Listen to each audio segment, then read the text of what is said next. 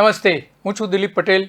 સત્તાને સવાલમાં આજે એક એવો પ્રશ્ન, આખા રાજ્યનો એવો પ્રશ્ન સામે આવીને ઊભો છે કે ખેડૂતોનો એ પ્રશ્ન છે. અને આ ખેડૂતો કઈ રીતે પરેશાન થઈ રહ્યા છે, એના જમીનોને ખાતે કરવામાં અને જમીનોના લગતા અનેક પ્રશ્નો એની સામે જે પૂછવામાં આવી રહ્યા છે, ખેડૂતો દ્વારા જે પૂછવા આવી રહ્યા છે સરકારને, એ પ્રશ્નો આજે ચર્ચા કરવાના છે. કારણ કે ખેડૂતોને જે અન્યાય થઈ રહ્યો છે એ સૌથી મોટો પ્રશ્ન એ છે કે ખેડૂતોને શા માટે અન્યાય થઈ રહ્યો છે.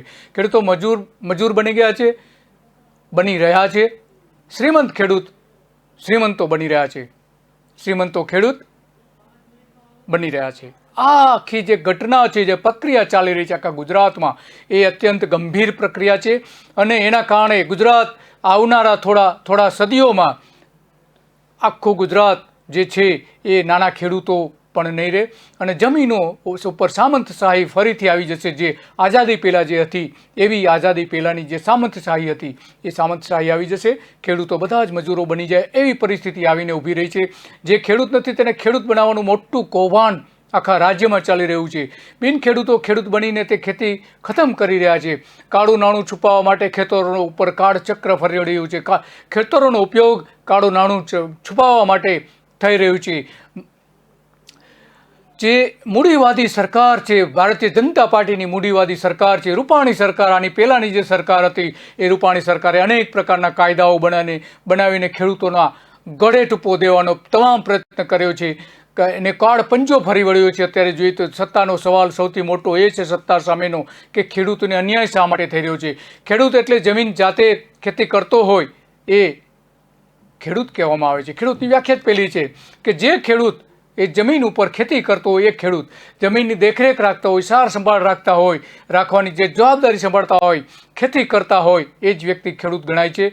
ગુજરાત રાજ્યમાં ખેતીની જમીન ધરાવતો ખેડૂત જે ગુજરાત રાજ્યમાં અન્ય ખેતીની જે જમીન ખરીદી શકે છે, માત્ર બીજા કોઈ રાજ્યના કે બીજા કોઈ ખેડૂતો, બીજા કોઈ લોકો જમીન ખરીદી શકતા નથી. માત્ર જે ખેડૂત છે એ જ ખેતીની જમીન ખરીદી શકે છે. 7/12 જેનું નામ છે એ જ ખેતીની જમીન ખરીદી શકે છે. આમ માત્ર ગુજરાત રાજ્યનો ખેડૂત જ નહીં, ગુજરાતમાં ખેતીની જમીન જે ખરીદી શકે છે, યાની કે ગુજરાત રાજ્ય સિવાયના બહારના રાજ્યમાંથી જે ખેતીની જમીન ધરાવતા ખેડૂતો ગુજરાત રાજ્યમાં ખેતીની જમીન ખરીદી શકતા નથી. કૃષિ ક્ષેત્રની જે અંગેની જે જમીનો હતી 2015-16માં ખેતીની જે ગણતરી થઈ હતી, ખેતીની જમીનની જે ગણના થઈ હતી, એ ગણના પ્રમાણે લગભગ 53 લાખ ખેડૂતો ત્યારે હતા અને 20 લાખ સીમાંત ખેડૂતો હતા, 16 લાખ નાના ખેડૂતો હતા, સીમાંત કરતાં પણ એકદમ નાના ખેડૂતો હતા, અને લગભગ 5 લાખ મધ્યમ ખેડૂતો હતા. ગુજરાતમાં ખેડૂતોની સંખ્યા દિવસે ને દિવસે ઘટી રહી છે. એની સામેની જમીન પણ ઘટી જ રહી છે. 1998માં 1 કરોડ કરતાં વધારે ખેડૂતો હતા, જે ઘટીને અત્યારે 50 લાખની આસપાસ થઈ ગયા હોવાનું અનુમાન છે. 2010માં ની સરખામણીએ જો જોઈએ તો કૃષિ વાવેતર વિસ્તારમાં 2015-16ની સરખામણીમાં ઘણો ઘટાડો નોંધાયો છે. કુલ ક્ષેત્રફળ 2010-11માં 14 લાખ ચોરસ મીટર હતું, 14.15 લાખ ચોરસ કિલોમીટર હતું, જે 15-16માં ઘટીને, એટલે કે 5 વર્ષમાં ઘટીને 13.95 લાખ ચોરસ મીટર થઈ ગયું હતું. 10 વર્ષમાં 20,000 ચોરસ કિલોમીટરનો ખેતીનો વિસ્તાર છે એ ઘટી ગયો હતો. 10 વર્ષમાં 20,000 ચોરસ કિલોમીટર વિસ્તાર ભારતીય જનતા પાર્ટીની સરકારના સમયમાં બનેલી ઘટનાઓ છે. 2020 સુધીમાં 5 વર્ષમાં બીજી 25,000 ચોરસ કિલોમીટર ખેતીની જમીન ઘટી હોવાનું અનુમાન અત્યારે વ્યક્ત કરવામાં આવી રહ્યું છે નિષ્ણાંતો દ્વારા. 2011માં કૃષિની જે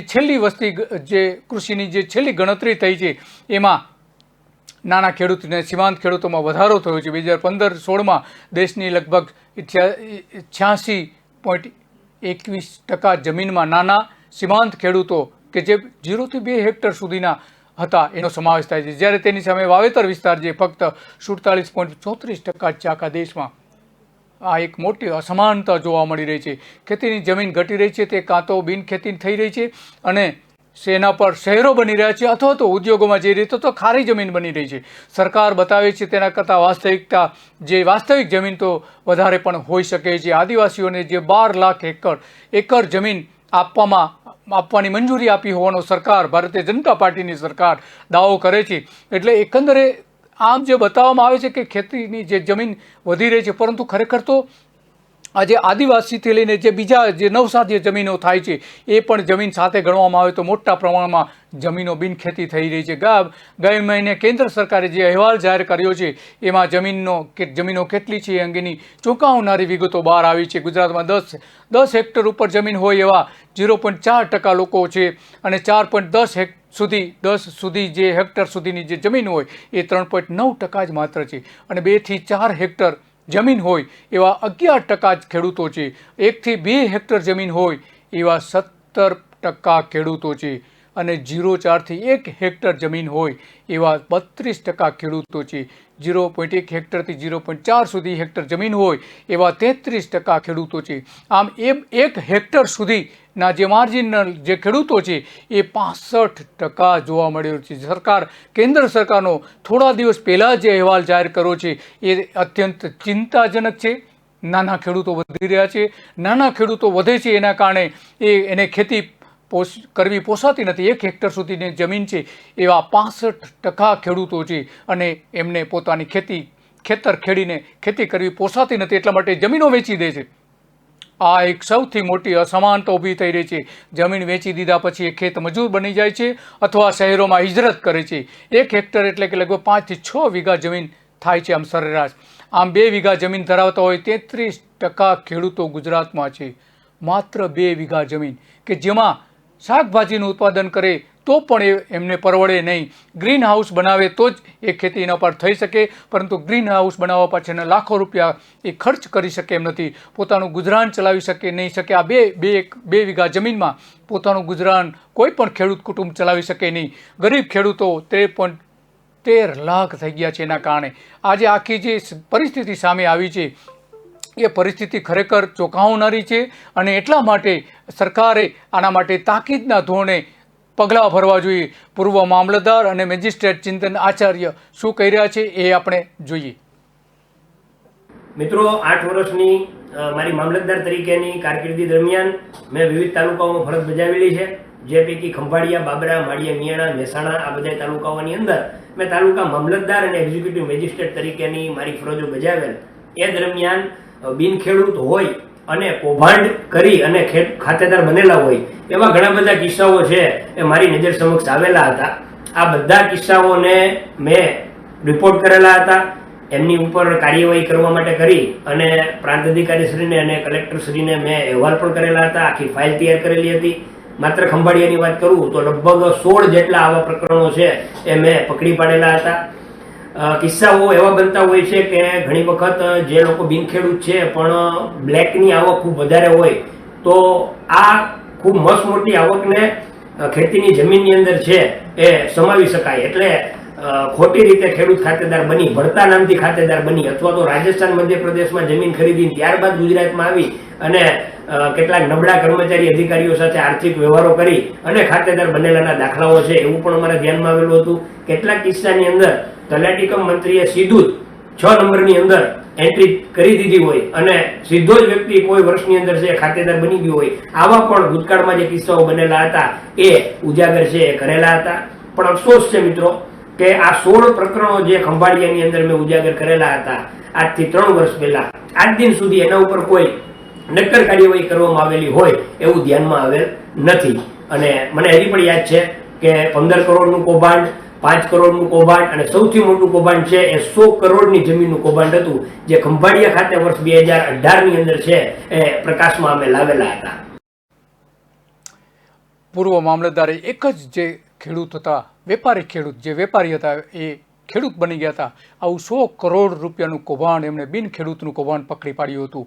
પૂર્વ મામલતદાર ચિંતન વૈષ્ણવે દ્વારકા, ખંભાળિયાના વેપારી બનાવટી ખેડૂતો જે બની ગયા હતા એનું જમીનનું મોટું કૌભાંડ આ એક જ વેપારીનું પકડેલું હતું.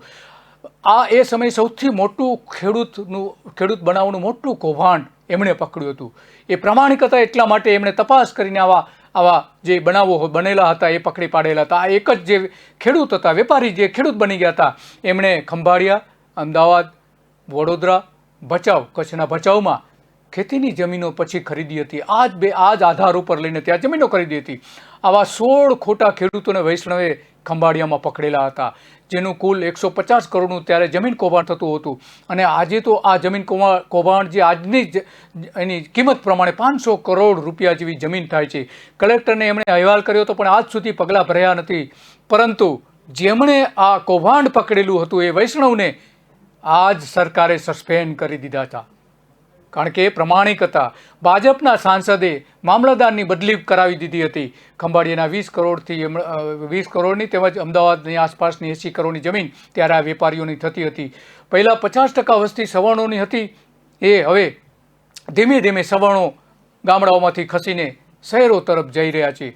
એમાંનું આ એક જે વૈષ્ણવ જે વાત કરી રહ્યા છે એ આ એક આમાં મહત્ત્વની ભૂમિકા એટલા માટે ભજવે છે કે ખેડૂતો હવે થવા માટે જે વેપારીઓ છે એના માટેના પ્રયત્નો કરે છે. આ જે હિજરત થઈ રહી છે એમાં એનો પૂરતો ફાયદો ઉઠાવે છે. ગુજરાતના ગામડાઓમાં 23% જ અત્યારે સવર્ણ કુટુંબો રહે છે, જે પહેલાં 50% હતા. 45% ઓબીસીના રહે છે, 42% જે જાતિ છે અન્ય જાતિઓના ઓબીસી જાતિના રહે છે, અન્ય જાતિના રહે છે, અને દલિતોના લગભગ 7.8% જ ઘર અત્યારે ગામડાઓમાં છે. આદિવાસીઓના ઘર લગભગ 24% જેવા થાય છે. આમ આદિવાસી અને પછાત વર્ગની હાલતમાં કોઈ ફેર પડ્યો નથી, એની સંખ્યા વધી રહી છે. આ જે જમીન કૌભાંડો થાય છે એમાં આ સૌથી મહત્ત્વના જમીન કૌભાંડો માનવામાં આવી રહ્યા છે.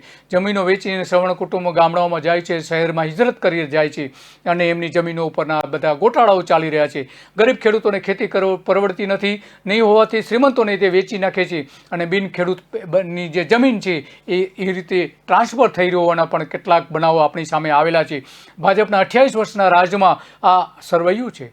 28 વર્ષના રાજમાં મૂડીવાદી ભાજપે ખેડૂતોને કઈ રીતે ખતમ કર્યા તેનો આખો અભ્યાસ નિષ્ણાતોએ કરવા જેવો છે. ગરીબ ખેડૂતોને કઈ રીતે ખતમ કરી દીધા, ખેડૂતોને ગરીબ કઈ રીતે બનાવી દીધા, એ આ મૂડીવાદી સરકાર પાસેથી એક મોટો સ્ટડી કેસ છે. મોડેલ ગુજરાત તો ખરેખર આ છે કે ખેડૂતોને કઈ રીતે ખતમ કરવા. ખેડૂતો ગરીબ બને છે, તેની જમીનો કાળા નાણાં ધરાવનારા લોકો અને પૈસાદાર ખેડૂતો ખરીદી રહ્યા છે. જેમાં ખેડૂત ન હોય પણ જમીન ખરીદી રહ્યા હોય એવું પણ મોટું પ્રમાણ છે. આવું લગભગ 2 થી 5% જેટલું પ્રમાણ માનવામાં આવે છે કે જે ખેડૂત નથી અને જમીન ખરીદી લીધી હોય એવા 2 થી 5% ખેડૂતો આખા રાજ્યમાં છે. સરકારે તાકીદના ધોરણે આની તપાસ કરવી જોઈએ કે જે ખેડૂત નથી એ કઈ રીતે ખેડૂત બની ગયા. બ્લેકના પૈસા ખેતીમાં જઈ રહ્યા છે, એટલા માટે આ સૌથી મોટો પ્રશ્ન આજે આવીને ઉભેલો છે. ખાસ કરીને રાજનેતાઓ, બિલ્ડરો, ડોક્ટરો અને અધિકારીઓ આવી જમીનો, કરોડો રૂપિયાની જમીન ખરીદીને તેમાં જે પોતાના કાળા નાણાં છે સફેદ કરી રહ્યા છે. એટલા માટે આ સૌથી મોટો પ્રશ્ન આજે ગુજરાત સામે આવી રહ્યો છે, અને ખેડૂતો આ માટે પ્રશ્ન પૂછી રહ્યા છે. 1951 થી લગભગ એક કાયદો હતો કે જમીન ખેડે એની જમીન. હવે આ કાયદો સખ્ત રીતે અમલ કરવો જોઈએ, કારણ કે જે ખરેખર ખેડૂતો જમીન ખેડે છે એને જ જમીન ખરીદવાના, જમીન રાખવાના અધિકાર હોવા જોઈએ. પરંતુ જમીન છોડીને હિજરત કરીને શહેરમાં જતા રહેતા હોય છે અથવા વિદેશમાં જતા રહેતા હોય છે, એવી જમીનો ખરેખર તો જે ગરીબ ખેડૂતો છે એ ગરીબ ખેડૂતોને આપી દેવા માટે સરકારે કાયદો બનાવવો જોઈએ. જે અગાઉ કાયદો એક બનાવ્યો હતો એ જ રીતે ફરીથી એક કાયદો બનાવવાની જરૂર છે. જેમની પાસે પૈસા છે તે જમીનો ખરીદી લે છે, એટલા માટે આ કાયદો બનાવવો હવે જરૂરી બની ગયો છે. અને હવે તો કોર્પોરેટ કંપનીઓ પણ ખેડૂતોની જમીન ખરીદી શકે એવા 3 જુલ્મી કાયદાઓ પણ બનાવવામાં આવ્યા છે. ખેડૂતો ગરીબ બની ગયા છે, તેને વેચી દીધેલા ખેતરોમાં કામ કરે છે. 10 લાખ એકર કંપનીઓના નામે જમીનો અત્યારે ગુજરાતમાં આપી દેવામાં આવી છે. 10 લાખ એકર જમીન, જેમાં ગૌચરની પણ એટલી જ જમીનો થાય છે. કાળા નાણાં છે તેઓ જમીનો ખરીદી રહ્યા છે. તેમાં ભાજપના નેતાઓ સૌથી વધારે આગળ છે. મોટું કૌભાંડ તો બીજા રાજ્યોના ખેડૂતો બનાવીને થઈ રહ્યું છે. બીજા રાજ્યોમાં ખેડૂતો, ગુજરાતના જ લોકો બીજા રાજ્યોમાં જઈને ખેડૂત બની જાય છે, અને પછી ગુજરાત એ જ ત્યાંનો સાતબારના દાખલાના આધારે ગુજરાતમાં એ જમીન ખરીદે છે. મામલતદાર અહેવાલો આપે છે પણ એની કોઈ જ કાર્યવાહી થતી નથી. એવું પણ આપણે જોયું છે કે બિન ખેડૂત જે છે ખેડૂત કઈ રીતે બની રહ્યા છે. ખરેખર ભાજપની સરકારોએ તે આ આવું કામ જે કર્યું છે એ હવે બહાર પાડવાનો એક સમય આવી ગયો છે. સતત સરકારનું એક જ પક્ષની સતત સરકાર હોવાના પરિણામો સામે આવી રહ્યા છે. અધિકારી હોય તે રાજસ્થાનમાં ખેડૂત બનીને ગુજરાતમાં એ પોતે 7/12ના ઉતારાના આધારે જમીન ખરીદે છે, દૂરના વિસ્તારોમાં જમીન ખરીદી લે છે. પછી એ જમીન જે સસ્તા ભાવે ખરીદી લે છે, અંતરિયાળ વિસ્તારોમાં ખરીદી લે છે, જ્યાં અભણ ખેડૂતો હોય છે ત્યાં જમીન ખરીદી લે છે. પછી એ જમીન સસ્તા ભાવે ખરીદીને એ વેચી નાખે છે, ત્યાં સ્થાનિક જ વેચી નાખે છે અને એ જ દસ્તાવેજોનો આધાર લઈને શહેરોની આસપાસ જમીનો ખરીદવા લાગે છે અને પોતે ખેડૂતોના નામે મોટા પ્રમાણમાં જમીનો ખરીદીને મોટા સોદા કરે છે, કરોડો રૂપિયાના કૌભાંડો કરે છે. ખરીદવાના મોટા કૌભાંડો એ લોકો કરી રહ્યા છે. જે ઉદ્યોગપતિ છે તે ખેડૂત નથી, તે ખેડૂત બનવા માટે દલાલોને પોતાના નામ જેવા જ બીજા ખેડૂતોના 7/12ના દાખલાનો સહારો લઈને પોતે જમીનદાર બની રહ્યા છે. આમ ખેતીના કૌભાંડો ચાલે છે. સરખા નામવાળા લોકોની જે જમીન, સરખા નામે જે જમીન હોય એ જમીનદારો પોતાના નામે જમીન બીજી જગ્યાએ ખોટા દાખલાઓના આધારે ખરીદ કરતા હોવાના પણ ઘણા બધા બનાવો બન્યા છે. કેટલીક ગેંગ આ માટે કામ કરી રહી છે. ઊંચા ભાવે લાખો રૂપિયા લઈને ડોક્ટરોથી લઈને બિલ્ડરોથી લઈને ઉદ્યોગપતિઓને આવા દાખલાઓ આપીને એમને જમીનદારો બનાવી રહી છે. આવી ટોળકીઓ કામ કરી રહી છે. આ ટોળકીઓ તાકીદના ધોરણે પકડવાની જરૂર છે. છેવાડાના તાલુકાના ગરીબ ખેડૂતોના ગામમાં મોટા કૌભાંડો ચાલી રહ્યા છે. આમાં સૌથી મોટો જે અત્યારે ભ્રષ્ટાચાર જે નવું શરૂ થયું છે, એમાં ઓનલાઈનથી જે જમીનોની નોંધણી કરવામાં આવે છે, વેચવામાં આવે છે, એ બધું ચાલી રહ્યું છે. એમાં મોટો ભ્રષ્ટાચાર વધ્યો છે. ભાજપ સરકારે વારંવાર જાહેર કર્યું છે કે ઓનલાઈનથી કામ કરવાથી ભ્રષ્ટાચાર ઓછો થાય છે, પણ 2 વર્ષથી જમીનોના કામો ઓનલાઈન થવા લાગ્યા છે. એના કારણે જે સાચા માણસો છે એને હેરાન થવું પડે છે, પરેશાન થવું પડે છે. એ લોકો પોતાના કામો છે ઓનલાઈન કરી શકતા નથી. ઓફલાઈન કામ કરવા માટે જે એમને ખબર હતી કે એક કચેરીમાં 10 વખત ધક્કા ખાધા પછી એનું કામ તો થશે જ, પરંતુ ઓનલાઈન કેમ કામ કરવું પહેલી તો એમને સમજ નથી પડતી અને વચેટિયાઓ એના માટે રાહ રાખવા પડે છે અને એની દલાલી, ઊંચી દલાલી ચૂકવવામાં આવી રહી છે. ઓનલાઈનમાં ખબર પડતી નથી ખેડૂતોને, એટલા માટે દલાલો પાસે જાય છે અને એમાં સૌથી મોટું કૌભાંડ ચાલી રહ્યું છે. જે આરટીઓમાં થતું હતું એવું હવે જમીન દલાલો દિવસે દિવસે વધી રહ્યા છે. ખાતેદારોને દાખલા આપવામાં આવતા નથી. આ મોટું દૂષણ સામે આવીને ઉભર્યું છે. મોટા પ્રમાણમાં લોકો ઓનલાઈન કામ માટે હેરાન પરેશાન થઈ રહ્યા છે. સરકારે અભ્યાસ કરીને તાકીદે આમાં સુધારા કરવાની જરૂર છે. મહેસૂલ વિભાગે આમાં સુધારાઓ કરવાની જરૂર છે. તલાટીનું રેશન કાર્ડ અદ્યતન હોતું નથી. તલાટીનું જે રેકર્ડ જે છે રેકર્ડ અદ્યતન હોતું નથી. તલાટીઓ કામ કરતા નથી અને કરે છે તો પૈસાદાર લોકોનું કામ કરે છે. ખેડૂતો તો ધક્કા ખાઈને એ પોતાનું કામ કરાવી શકતા નથી. 50% ગામમાં તલાટી કે ગ્રામ પંચાયતો પાસે જમીનોનું જૂનું રેકર્ડ જ નથી. જ્યાં જમીન કૌભાંડો થાય છે ત્યાં તળિયાનું રેકર્ડ ગુમ કરી દેવામાં આવે છે. કૌભાંડ કરનારાઓ પછી નિવૃત્ત થઈ જાય છે. સરકાર કંઈ કરી શકતી નથી એમની સામે. નોંધોની તપાસ માટે ટીમો બનાવી છે જે દર 3 વર્ષે એની તપાસ કરવાની હોય છે, તો જ રેકર્ડની નોંધ અદ્યતન રાખી શકાય છે. પરંતુ આવી મુલાકાતો ઓછી થઈ રહી છે. જમીનોના રેકર્ડ કીપર જ હોતા નથી. ખરેખર રેકર્ડ રાખનાર એક અલગ વ્યક્તિ હોવા જોઈએ, પરંતુ રેકર્ડ રાખનાર નથી અને એના કારણે રેકર્ડો ગુમ કરી દેવામાં આવે છે. જમીન કૌભાંડો જ્યાં સૌથી વધારે થયા છે એવા ગામડાઓના રેકોર્ડ તલાટીઓ, મંત્રીઓ ગુમ કરી દે છે. હવે રેકોર્ડ જોવું એ ઓનલાઈન થઈ ગયું છે, એટલે એક સારી વાત છે. આ સરકારનું એક સારું પગલું છે. ઓનલાઈન સિસ્ટમ એમણે કરી છે, રેકોર્ડ ઓનલાઈન બનાવી દીધું છે, એ એક સારી બાબત છે. પરંતુ અગાઉના જે રેકોર્ડ ગુમ કરી દેવાયા છે એનું શું? એ આજે તો ઓનલાઈન તો જોવા નથી મળતું.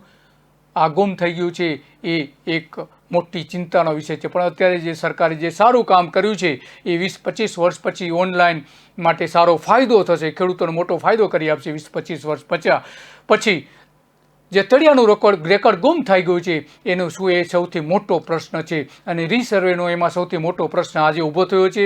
રીસર્વેમાં મોટા પ્રમાણમાં કૌભાંડો ચાલી રહ્યા છે. આ રીસર્વેમાં જે અત્યાર સુધીના દુનિયાનું સૌથી મોટું જમીન કૌભાંડ માનવામાં આવી રહ્યું છે. જોઈએ આપણે જે રીસર્વેમાં મોટા કૌભાંડો કઈ રીતે થાય છે એ સૌથી મોટો પ્રશ્ન છે. 2100 હેક્ટર દ્વારકાની જે એક જમીનોનું કૌભાંડ થયું હતું એમાં 1100 હેક્ટર જમીન ગુમ થઈ ગઈ છે. અત્યારે પણ એ સૌથી મોટો પ્રશ્ન આવીને ઊભો છે. આ એક દ્વારકાનો ખેડૂતો જે જાગૃત હતા ત્યાં એ લોકો બહાર લાવી શક્યા છે. પણ ગુજરાતના મોટા ભાગના ગામડાઓમાં આજે જમીન માપણીમાં સરકારી કિંમતી જમીનો કોઈના નામે થઈ ગઈ છે. અબજો રૂપિયાનું કૌભાંડ થઈ ગયું છે. એમાં ભારતીય જનતા પાર્ટીના ઘણા ખેડૂતો સંડોવાયેલા છે. એવા ખેડૂત આગેવાનો પણ આક્ષેપ કરી રહ્યા છે. જે ખેડૂતો નથી તે રીસર્વેમાં ખેડૂત થઈ ગયા છે. આ રીસર્વેમાં જમીન માપણી રદ કરવી જોઈએ એ વારંવાર ખેડૂતો માંગણી કર્યા છે. પરંતુ એ ખેડૂતો સામે આવી માંગણી કરે છે એની સામે પોલીસ કાર્યવાહી સરકાર કરાવી રહી છે. એ સૌથી મોટો શંકાનો પ્રશ્ન છે. રીસર્વે જે થઈ રહ્યું છે એને અટકાવીને ફરીથી સર્વે કરવાની માંગણી અગાઉ કરવામાં આવી છે. પાલભાઈ આંબરિયા ખેડૂત આગેવાન, દ્વારકાના ખેડૂત આગેવાન છે, તેઓ શું કર્યા છે જોઈએ. 2011થી લઈ અને 2018ની વચ્ચે ગુજરાતમાં જે જમીન માપણી થઈ છે, આ જમીન માપણીમાં એટલા મોટા કૌભાંડો થયા છે કે ગુજરાતમાંથી સરકારી ખરાબાઓ અને ગૌચર ગાયબ થઈ ગઈ છે અને એ કોઈને કોઈ વ્યક્તિના નામે થઈ ગઈ છે. આ જમીન માપણીના કારણે એવું થયું છે કે જે લોકો ખરેખર ખેડૂત જ નહોતા એ અત્યારે કાયદેસર ખેડૂત ખાતેદાર થઈ ગયા છે. અતિ મહત્ત્વની વાત એ છે કે ખંભાળિયાના આહિર સિંહણ ગામ જે છે ત્યાં 650 વીઘાનો ગૌચર હતું. આ 650 વીઘાના ગૌચરને 50 વીઘાના ખરાબાની અંદર બેસાડી દેવામાં આવ્યું, જ્યાં ઓલરેડી પ્રાથમિક શાળા હતી, પ્રાથમિક આરોગ્ય કેન્દ્ર હતું અને શાળા હતી. એવી જ રીતે જામનગરની આસપાસના અમે 8 ગામોની RTI કરી તો લગભગ 800 વીઘા જેટલી જે જગ્યા હતી સરકારી ખરાબો એ કોઈના કોઈ વ્યક્તિના નામે ચડી ગયા હતા. એમાં લડત કર્યા પછી આ જમીન છે એ રિવર્સ લેવામાં આવી. અમે 2018માં રાજકોટમાં પ્રેસ કોન્ફરન્સ કરીને કહ્યું હતું કે જો RTIમાં અમે માહિતી માગી અને સરકાર જો આ માહિતી આપે તો આખા ગુજરાતમાંથી એટલી બધી સરકારી ખરાબાઓ બહાર આવે કે જે કોઈના નામે ચડી ગયા છે ને એની કિંમત એટલી થાય કે આખા ગુજરાતનું દેવું ભરપાઈ થઈ જાય. અને મને ક્યાંક ને ક્યાંક શંકા છે કે આ સરકારી ખરાબાઓ હજમ કરવામાં સત્તામાં બેઠેલા લોકો, નેતાઓ છે, અધિકારીઓ છે. એટલા માટે ગુજરાતના ખેડૂતોને સૌથી મોટો પ્રશ્ન જમીન માપણી છે અને સરકાર આ જમીન માપણી રદ એટલે જ નથી કરતી કારણ કે એક સરકારી ખરાબાઓમાં ક્યાંક ને ક્યાંક આ અધિકારીઓ અને કર્મચારીઓ અને સત્તા પક્ષમાં બેઠેલા નેતાઓનો ભાગ છે. ખેડૂત આગેવાન પાલભાઈ આ અંગે લાંબા સમયથી લડત ચલાવી રહ્યા છે. એ કહે છે કે આખા ગુજરાતનું દેવું માફ થઈ જાય એટલું આ જમીન કૌભાંડ રીસર્વેમાં થયું છે. ગુજરાતનું દેવું 3 લાખ કરોડ રૂપિયા છે, એનાથી પણ વધારે છે. તો આ આટલું બધું દેવું માફ થઈ જાય એટલું મોટું કૌભાંડ થયું છે રીસર્વેમાં, એવો સીધો આરોપ પાલભાઈ મૂકી રહ્યા છે. જામનગરની આસપાસના 10 ગામમાં 800 વીઘા જમીન, સરકારી જે જમીન હતી એ ગોચર જમીન ભાજપના નેતાઓ ખાતે થઈ ગઈ હતી રીસર્વેમાં. ખંભાળિયાનું આહિર સિંહણ ગામ જે 650 વીઘા જે પાલભાઈએ વાત કરી એ 50 વીઘા જમીન ખરાબાની જમીનમાં જતી રહી હતી. 50 વીઘા જે જમીન હતી ખરાબાની જમીન એમાં જતી રહી તો 650 વીઘા જમીન. આમ આવા મોટા કૌભાંડો થયા હતા. એમાં ભારતીય જનતા પાર્ટીના નેતાઓના નામે જમીન થઈ ગઈ હતી. એની સામે ગામ લોકો એક થયા, લડ્યા અને પાછી એ જમીન મેળવી. આવા તો અનેક ગામમાં કે જ્યાં ખેડૂતો જાણતા નથી, ગામના લોકો જાણતા નથી કે આવા કૌભાંડો થયા છે. માત્ર તલાટી અને કેટલાક ભારતીય જનતા પાર્ટીના નેતાઓ જાણતા હોય છે. આ એક તો જ શક્ય બનતું હોય છે અને ખેડૂતોને આ અંગેની કોઈ જ જાણકારી હોતી નથી. આવડું મોટું ગુજરાતમાં ક્યારેય ન થયું એવડું જમીન કૌભાંડ આ રીસર્વેમાં થયું છે. ભારત જ નહીં, આ જે કૌભાંડ થયું છે માત્ર ભારતમાં મોટું જ નહીં પરંતુ વિશ્વનું સૌથી મોટું જમીન કૌભાંડ માનવામાં આવી રહ્યું છે.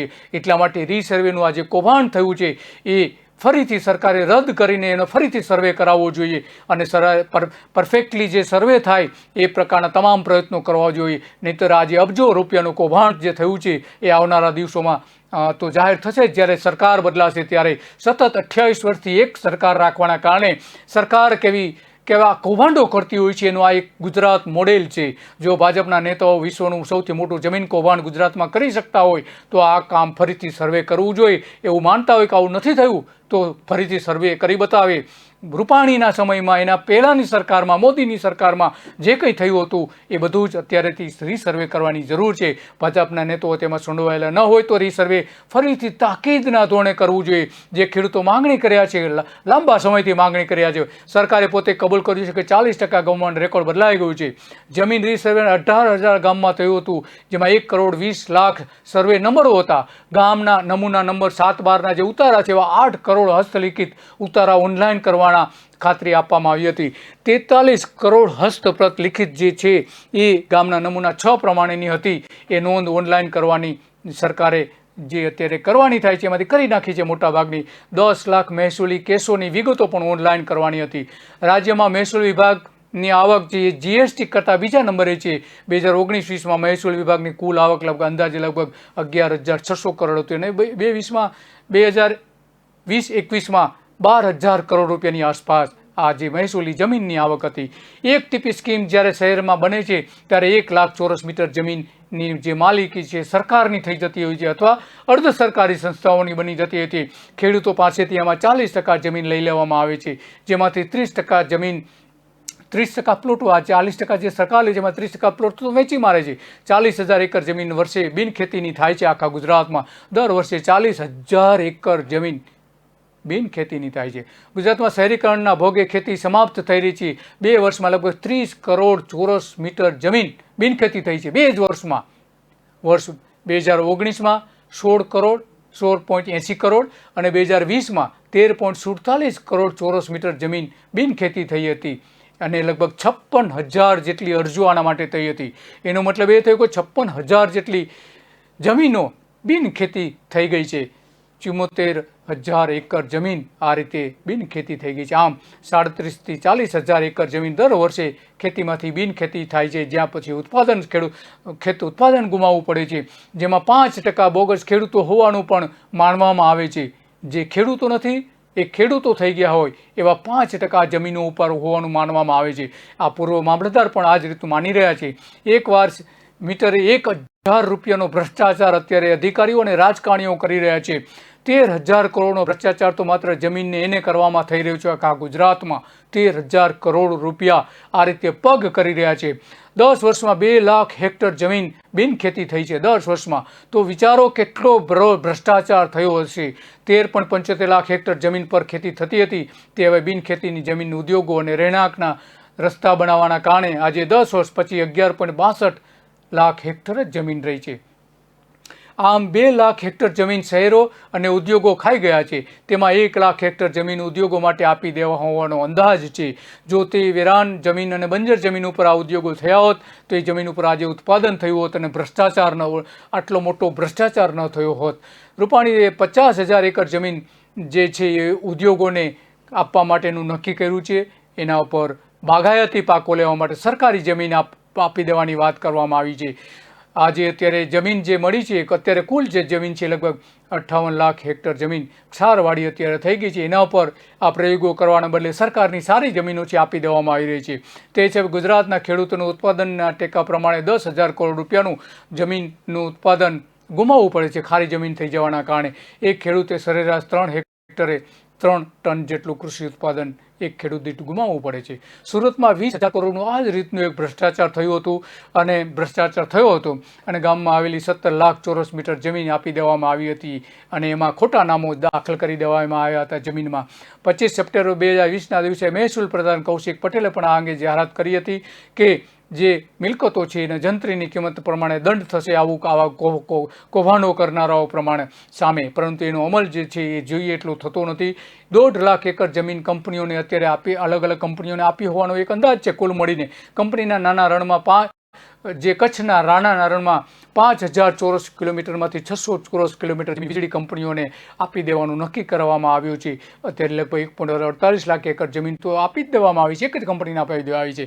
1 હેક્ટર એટલે 10,000 ચોરસ મીટર ગણીએ તો આ 466 ચોરસ કિલોમીટરનું જમીન આપી દેવામાં આવી છે. ગાંધીનગરનો પહેલો ગુજરાતમાં બનાવ્યો તો ગાંધીનગર શહેર જે બન્યું એમાં 14,000 એકર જમીન પર બાંધકામ કરી દેવામાં 14,000 એકર જમીન 12 ગામની જમીન લેવામાં આવી હતી.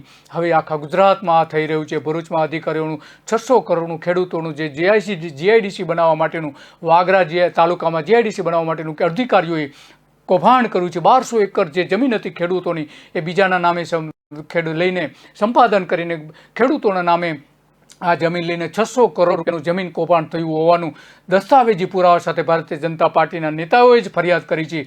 40 લાખ ચોરસ મીટર જમીન રૂપાણીની સરકારે 1 વર્ષમાં 7 સંસ્થાઓને આપી દીધી હતી.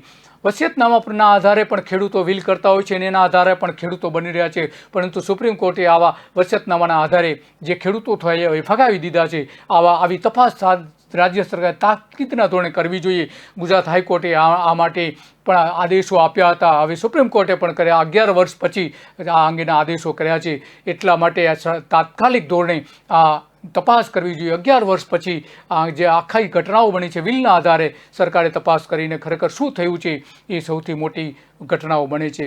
અને સરકારે જે કાયદો ઘડ્યો છે હવે કોઈ પણ લોકો ખેતીની જમીન ખરીદી શકે એવો પણ કાયદો બનાવ્યો છે શૈક્ષણિક હેતુ માટે. એમાં જે સ્વામિનારાયણ સંપ્રદાયને તો ખેડૂત જ બનાવી દીધો છે સરકારે. સત્તાવાર રીતે આદેશ કરવામાં આવ્યો છે કે સ્વામિનારાયણ સંપ્રદાય એ ખેડૂત છે. આવું જે થયું છે એના કારણે હવે ગુજરાતના ખેડૂતો છે એ મજૂરો બની જશે. જો ખેડૂતો મજૂર બનવા માટેની તૈયારીઓ કરી લેવી પડશે. આ જે આખી ઘટનાઓ બની છે એ ઘટનાઓ ઘણી બધી ચોંકાવનારી છે. આવનારા સમયમાં આ આખી જે રીતે 28 વર્ષથી મૂડીવાદી સરકારે આ આખી જે વાત ઊભી કરી છે એમાં ખેડૂતો બરબાદ થઈ ગયા છે. પણ હવે પછી જે ખેડૂતો બરબાદ થવાના છે કાયદાઓના કારણે, એપીએમસીના કાયદાઓના કારણે, એ સૌથી મોટો પ્રશ્ન આવીને ઊભો રહે છે. કમ્પ્યુટર ટેકનોલોજીના વિશ્વના વેપારી જે છે બિલ ગેટ્સ, એ અમેરિકાના સૌથી મોટા ખેડૂત બની ગયા છે.